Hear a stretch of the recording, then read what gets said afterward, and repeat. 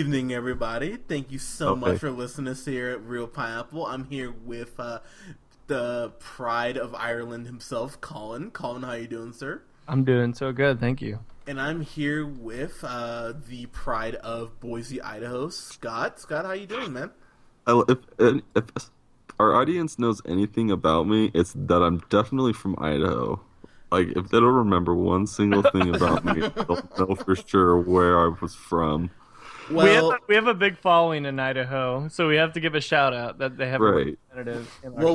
well, we never have to worry about them writing to us, but, So we'll studs for life. yeah, you guys just got electricity out there, so I'm not worried about you guys Oh, hush. but grasping grammar. But guys, so we're actually here to talk about.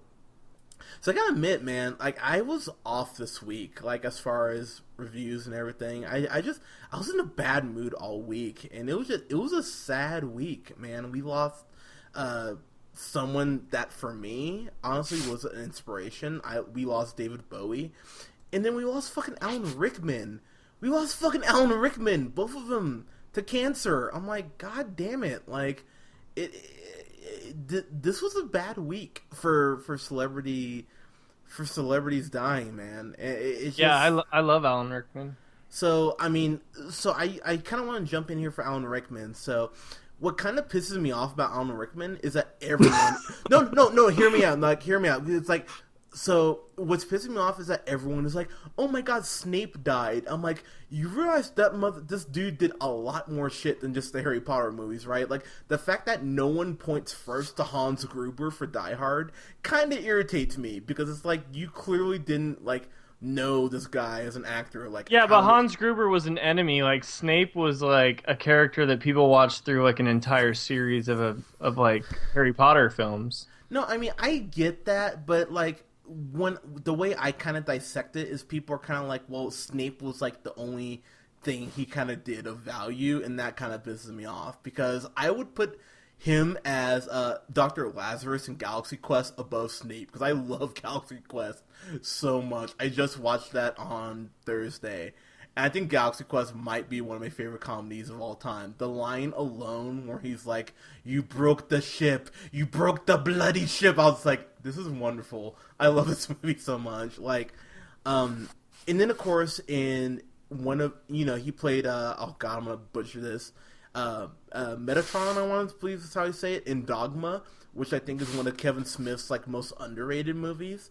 I loved Alan Rickman, and people forget also that he was in Robin Hood, Prince of Thieves, and he played the sheriff in Nottingham. Like, Alan Rickman was a fucking badass. And then, of course, no one ever talks about him in Sweeney Todd, which I actually think is one of the few good movies Tim Burton has I just done. watched that the other day, by the way. Oh, did you really? Did you see Yeah, it? after he died, I watched Sweeney Todd. That was the first thing I watched with him in it. Yeah, So I wanted to see him sing. yeah, one of the few good things Tim Burton has So done. this is my point. So I know all these films you're talking about. I love all of his roles and everything he did. I just like recognize him as Snape. Like people recognize him as Snape. I don't think that's anything that's wrong. Well, okay, Like he was in so many films, and the character of Snape goes through such like a roller coaster of being a bad guy to a good guy to you don't know who he is. Like you really get to know this character, and he ends up being like when it's all said and done, one of like the really great characters of Harry Potter. Period. And he portrayed that person like very well, like one of the best portrayed characters that was ever written in the Harry Potter series. so one thing I will say is like everyone. So for the most part, most people I've talked to have said that he made Snape come off more dimensional as a character than he was written. I never read the book, so I can't attest to that. Like, do you think he did Snape justice as far as? Yeah, I do. So like probably what they're talking about is the Half-Blood Prince. So spoiler alert, if you don't know the Harry Potter series very well, just fast forward a minute from what I'm about to say because I'm about to spoil Harry Potter. All right, you got So 1 minute. Go. all right, so in the Half-Blood Prince, the sixth book, it turns out that he was actually this great student back in the day that was for Slytherin, that was in love with Harry Potter's mom, and he like used to sign all of his notes, which was the most brilliant potions that have ever been written by any like student that ever went to Hogwarts. and he always signed as the Half-Blood Prince. And the whole book is about Harry Potter finds this journal, and he's like, "Who the hell is the Half-Blood Prince?" And like it turns out it's Snape, and he reads this whole thing about how he was in love with his mom, and like Snape was actually really bullied really terribly back in school, and like he was turned evil, but he was always like loyal to Dumbledore even after he started working there. And it was like this really awesome book, and it was like portrayed brilliantly well by Alan Rickman, probably even more dimensionally than like the character was written in that book. But that's a great book, and it's a great movie, and Alan Rickman did complete justice for that character. Okay, like so I don't know. For me, like so I'll always think of him, and I had to read this and I didn't realize it. So when he played Hans Gruber in Die Hard, it was actually Alan Rickman's idea to put him in a suit and tie and everything. They were originally supposed to put him in like just a standard t-shirt and jeans, and he was like, no, I think he should be the opposite of John McClane in every way. So the fact that he put him in like, you know, a suit and tie versus McClane being, you know, in a wife beater and jeans and shit, I'm like that little subtle difference really like conveyed how different they were, and yet they respected each other. Like little things like that. It's like, wow, you were so brilliant, man. And in Sense and Sensibility, even though it is like a romantic movie, you know, and it's Jane, you know, it's Jane Austen, which, you know, bleh.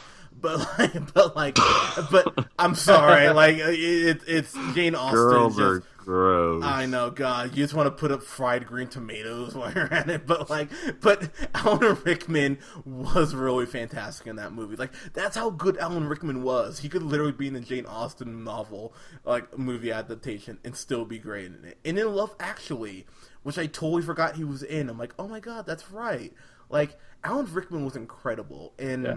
I'm glad you're bringing to light all of the other great things he did, because honestly, when he died, I did think of just Harry Potter, and it's nice that you're like focusing on all of his other stuff, because it's nice to remember him in that aspect too. Oh, dude, I researched this shit, man, because I was sitting there, I was like, I know I've seen him in at least 10 things, like at the very least, and then going through, I'm like, wow, he really has been in a ridiculous amount of shit, which is amazing.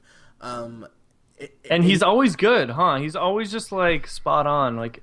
He's never like the bad part of a movie. Yeah, no, he's not like Adam Sandler, where it's just like, oh God, I'm like you piece of shit. But right.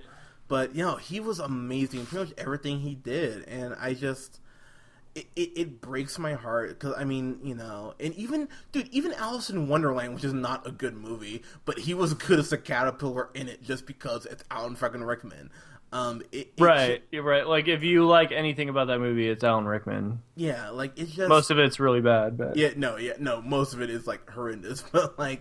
But he's amazing in it, and that kind of makes me segue into. So I'll admit, so I was a pretty big David Bowie fan growing up. My dad played Bowie. My mom and dad both played Bowie quite a bit for me growing up. Right there with James Taylor. So while I definitely love something like Let's Dance, obviously, Space Oddity, you know, something like Modern Love, I mean, like those songs that just like stick in my head. I always remember David Bowie from being on Conan when he was on NBC having a late night show, and David Bowie would just be on there randomly, and he was always so goddamn funny, and he was just like, he always had a good sense of humor about himself. And you know, when you hear people like dumb artists like, oh, like I'll say Nicki Minaj because she comes to mind. She's like, oh yeah, I'm an artist, and it's like, no. David Bowie was a fucking artist. David Bowie like transcended not just like fucking time, but fashion and lyrics. And this dude like really honed his craft. He just put out an album last week, like literally like his last birthday. He put out an album, and it's incredible. The music video for Black Star, where he's like in bed and he's like, it feels like he's on death's door, and he clearly knew he had a short time to go. It really felt like Johnny Cash when he did that video for Hurt, and you could just feel like, shit, dude, this guy doesn't have like, you know, much longer, and Bowie clearly knew that, and so he put together Black Star, which is an incredible goddamn album, and it's so haunting but so beautiful, but it's so Bowie. Like, you listen to it and you're like, wow, this guy went out like a fucking G. And totally to just kind of to nerd out here, one of my favorite cameos ever is when he pops up in Zoolander. It's like one of the funniest goddamn I was gonna things. say, the first time I ever remember being introduced to David Bowie, and I was a late bloomer, was the first time I ever saw him was in Zoolander, Yeah, and he was hilarious. He was just like, it's a walk off. yeah, like So funny.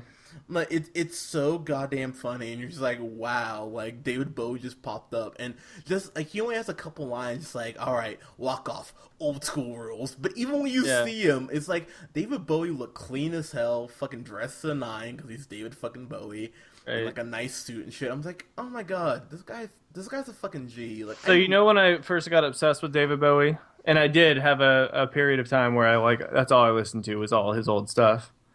Was after watching Life Aquatic with Steve Zissou. nice, okay, Yeah, a great Wes Anderson movie with Bill Murray. Um, Owen Wilson's in it, as well as several others. But yeah, basically, there's this guy from like South Africa or something, and he just sits there and he plays David Bowie songs in Portuguese. He's from Portugal, and he just like sits there and he plays acoustic songs, and every song he plays is a David Bowie song. Like he plays Space Oddity, he plays like Just Dance, he plays like just all of his big hits. And I remember just listening to those and thinking, what songs are these? These are amazing songs. Found out they're all David Bowie, and started listening to him, and I fell in love with him. He's the voice of a generation. I feel like like the late '60s, '70s. He was voicing a lot of people that were yeah.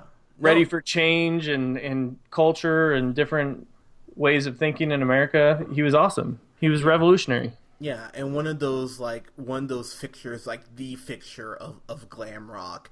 And of course, if I didn't bring up Labyrinth, people would kick my ass. And Labyrinth is amazing because he's great in it. But Scott, man, I'm sorry, man. Me and Scott, me and Colin have been sitting here talking about Bowie. I apologize. We haven't let you get in. Please jump in here, man. What? Yeah, I don't know. Definitely familiar with his popular songs, but I was never one to really get into him. You son of a! I'm kidding. No, I know, I'm kidding, man. but no, you're not. Take that back right now. Whoa. It's you can tell, you can definitely sense his influence on the industry. It's like it's one of those things. Like, that he sings that. He sings that. Oh, yeah, he sings. He's like he has been a part of the beginnings of that kind of rock and kind of psychedelic movements and things like that, and not afraid to go out of the bounds of what they had been doing. But Alan Rickman, yeah, really, there's a lot of side stories and characters to the Harry Potter series, and like he definitely felt like the one that held it all together, and just seemed like, from how little I was exposed to him, you can't really tell him as a person. I don't really feel comfortable judging him that way out of the movies I saw of him, but like seemed like a professional and just was spot on constantly all the time. Yeah, I mean, so like, I think maybe the last time I like cried over a celebrity. I